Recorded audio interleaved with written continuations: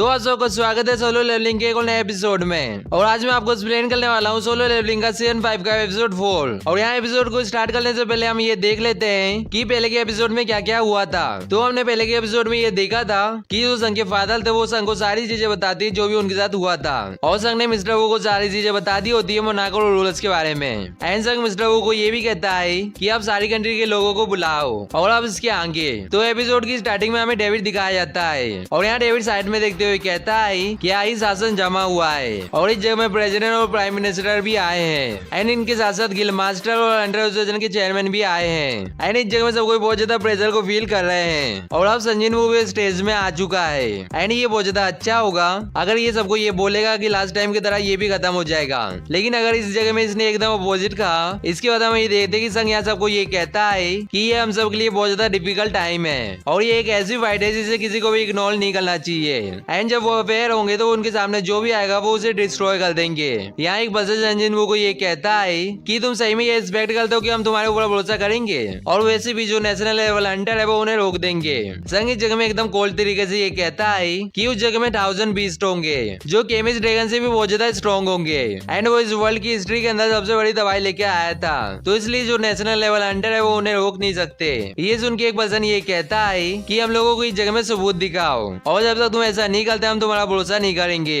And तुमने ये बोला है कि 100 बीस्ट है जो केमिस से भी ज्यादा पावरफुल है, शायद यहाँ जो तुम्हारा दिमाग है वो खराब हो चुका है। लेकिन यहाँ हमें देखते कि संघ यहाँ अपनी बिल्डिंग का यूज करता है और इस जगह में हमें देखते कि यहाँ डेविड और सारे लोग बहुत ज्यादा हैरान हो जाते हैं। एंड यहाँ हमें देखते कि संघ ने यहाँ ढेर सारे गेट को क्रिएट किया होता है। ये देख के एक पर्सन ये कहता है कि ये कैसे हो सकता है, क्या ये सारे गेट हैं? क्या संजन वो गेट को क्रिएट कर सकता है? और उसने एक गेट को क्रिएट नहीं किया है, उसने मल्टीपल गेट को एक साथ क्रिएट किया है। इसके बाद यहाँ संघ सबको ये बताता है कि जो हमारे दुश्मन है वो भी कहीं भी गेट को क्रिएट कर सकते हैं मेरी तरह, और अभी उन्हें यहाँ आने में टाइम इसलिए लग रहा है क्योंकि उनकी जो आर्मी की साइज है वो बहुत ज्यादा बड़ी है। ये सुन के डेविड की साइड वाला पर्सन चलाते हुए कहता है कि मिस्टर संघ हम ये पक्का कैसे करेंगे आप उनकी साइड में नहीं हो, एंड हमें ये कैसे पता चलेगा कि जो फर्स्ट गेट से सोल्जर आए थे आपने उन्हें समझ नहीं किया है हम सब लोगों को मारने के लिए, और इसी वजह से मुझे आपके ऊपर पूरा ट्रस्ट नहीं है। डेविड यहाँ अपने हाथ को ऊपर करते हुए कहता है कि ऑलराइट हम ये जानते हैं कि उस गेट से कौन से तरीके के बीच आ सकते हैं, तो हमें इस बचाने का क्या करना चाहिए। संघ यहाँ सारे लोगों को कहता है कि आप सबको यहाँ से भागना चाहिए, प्लीज आप गेट से जितना दूर हो सके उतना दूर चले जाएं। एंड इसके बाद हमें राइटर ये बताता है कि संजीन वो की वार्निंग की वजह से बहुत बड़ा असर हुआ है, और जब सब कोई ने ये सुना कि जो इंसानियत है वो इन बीच का सामना नहीं कर पाएंगे,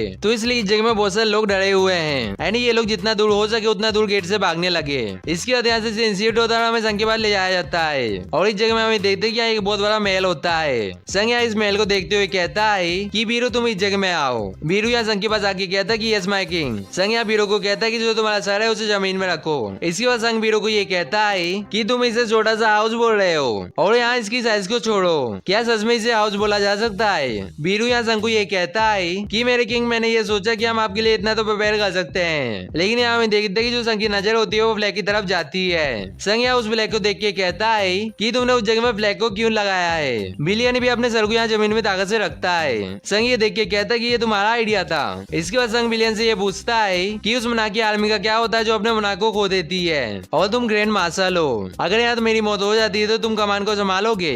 बिलियन संघ को ये कहता है कि मेरे किंग जो हमारी लाइफ है वो आपके हाथ में है, अगर आपकी डेथ हो जाती है तो हम भी आपके साथ नथिंगनेस में रिटर्न हो जाएंगे। संघ ये सुन के मनी मन कहता है कि जो शैडो मना की ग्रेटेस्ट स्ट्रेंथ है वो उनकी वफादारी है। इसका मतलब ये है कि वो अपनी लाइफ से पहले अपने मास्टर का ऑर्डर रखते हैं, लेकिन इनकी जो स्ट्रेंथ और वीकनेस है वो एक सिक्के के दो पहलू हैं, और जो हमारे एनिमे है वो इस चीज का फायदा उठाने की कोशिश करेंगे। एग्रीसन संघ के पास आके कहता है कि मेरे किंग हमने ऑल आउट वॉर कर दिया तो हमारे जीतने के कोई भी चांस नहीं है। इसके बाद संघ बिलियन से ये पूछता है कि तुम्हें क्या लगता है कि उनके पास कितने ट्रूप्स होंगे?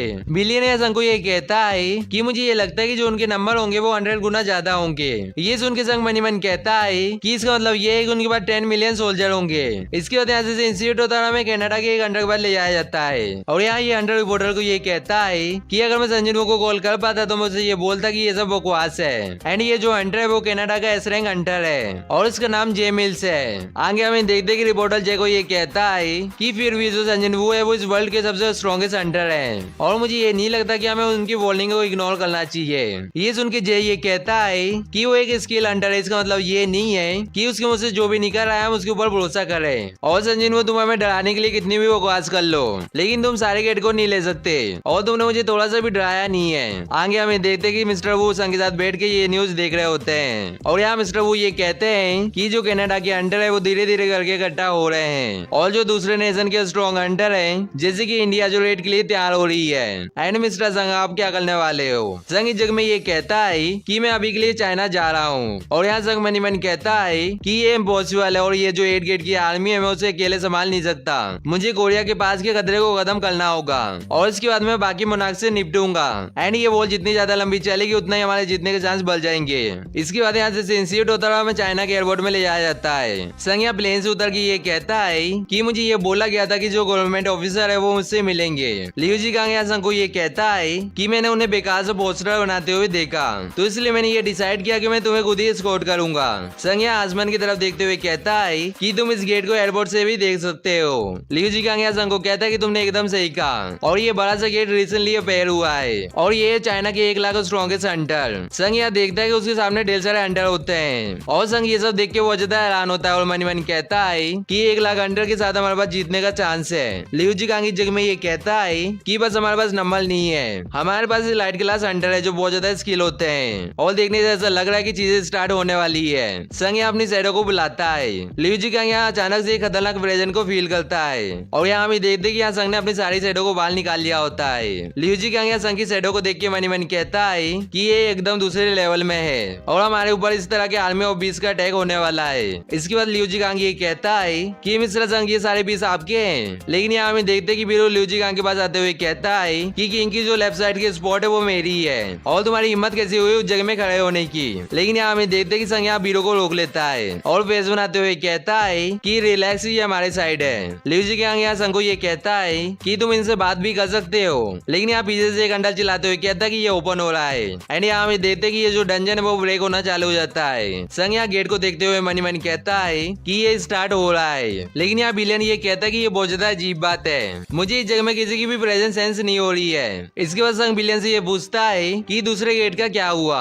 बिलियन यहाँ संग को ये बताता है कि मैंने बाकी सोल्जर से ये सुना है कि सारी जगह में यही हुआ है। ये सुन के संग मनी मन कहता है रुको जरा, मैं यहाँ गलत था, कि इसका मतलब ये है कि जो सारे गेट है वो खाली है और मुझे ये लगा था कि जो मोनार्क ने अपने आर्मी को स्प्लिट कर दिया है और पूरे ग्लोबल के अंदर भेज दिया है, लेकिन उन्होंने अपनी सारी फोर्स को मुझसे दूर वाले गेट में भेजा है। इसके बाद यहाँ से सेंसिटिव होता है, हमें कनाडा में ले जाया जाता है। जे यहाँ गेट को देखते हुए कहता है कि यहाँ ये लगता है कि सब कुछ संजय वू के ऊपर बेट लगा रहे हैं। एंड न्यूज में ये बताया जाता है कि संजय वू चाइना के लिए निकल चुका है और रशिया और जापान ने ये डिसाइड किया है कि वो संजय वू को सपोर्ट करेंगे। एंड जो हंटर है वो आज सुबह प्लेन में बैठ के बैटल के लिए जा रहे हैं और जापान की डूबे हुए इलाकों में व्हाइट कलर की इमारत मिली है, इनका कोई भी लेना देना नहीं है गेट से और यहाँ 5 घंटे बच्चे डंजन ब्रेक में। एंड क्या संजय वू की जो वार्निंग है वो रियलिटी बन जाएगी। जे यहाँ मनी मन कहता है कि हम लोग अपने ग्राउंड में, जबकि सब कुछ संजय वू की मदद मांग रहे हैं और यहाँ लोग भी नारे लगाते हुए कहते हैं कि हम लोग कनाडा को गिव अप नहीं करेंगे और हमारे जो हंटर है वो हमें और हमारे लैंड को प्रोटेक्ट करेंगे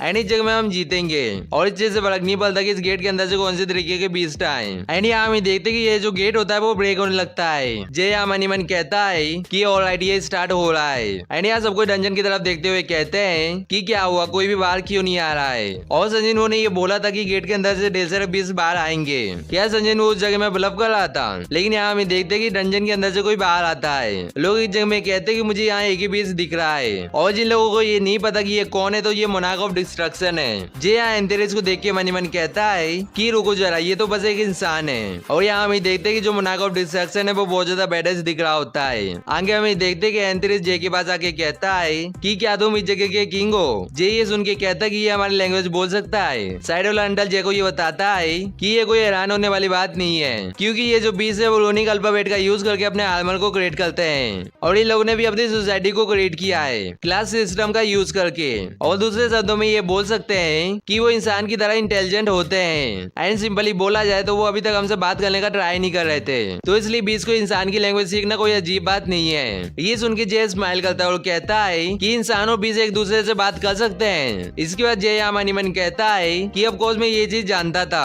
कि इसी तरह संजय ने फर्स्ट गेट के जो सोल्जर हैं उन्हें रिक्रूट किया और उसने इसी तरह उनसे बात की होगी। एंड ये बीस भी मेरी बात मानना चालू कर देंगे अगर मैं इन्हें ये बोलूं कि मैं किंग हूँ। और क्या ये चीज ऐसे वर्क करती है? इसके बाद जय ये कहता है कि क्या होगा अगर मैं ही राजा हुआ तो। आंतरिक इस जगह में ये कहता है कि देखने से ऐसा लग रहा है कि वो इस जगह में नहीं है। इसके बाद बाद यहाँ से सेंसिट होता है और हमें चाइना में ले जाया जाता है। संग यहाँ एक एजेंसी ये कहता है कि जग में ऐसा कोई भी तरीका नहीं है जिससे ये पता चले कि कनाडा के अंदर क्या हो रहा है। एजेंट यहाँ संग को ये कहता है कि मिस्टर संग आप मुझे थोड़ा सा टाइम दो। और यहाँ संग मनी मन कहता है कि मेरे पास एडम का कॉन्टेक्ट नंबर है जो फेडरल ब्यूरो ऑफ अंडल से है। और यहाँ संग एडम को कॉल करता है। एडम यहाँ कॉल उठा के कहता है कि यस मिस्टर संग। संग यहाँ एडम से ये पूछता है कि एडम तुम मुझे ये बता सकते हो कि कनाडा के बड़े से गेट का क्या हुआ। एंड यहाँ संग ये नोटिस करता है कि एडम के साइड से चिल्लाने की आवाज आ रही है। संग यहाँ एडम से ये पूछता है कि तुम अभी कौन सी जगह में हो। एडम यहाँ संग को ये बताता है कि मैं कनाडा के बड़े से गेट के पास हूँ और यहाँ मैं अपने बाकी एजेंट के साथ मिलकर यहाँ बैकअप प्रोवाइड कर रहा हूँ। संग यहाँ एडम को ये कहता है कि तुम उस जगह में क्यों गए हो। एडम यहाँ संग को ये बताता है कि हम लोग एक नेवल कंट्री है, इसलिए हम चुपचाप खड़े होकर सब कुछ खत्म होते हुए नहीं देख सकते।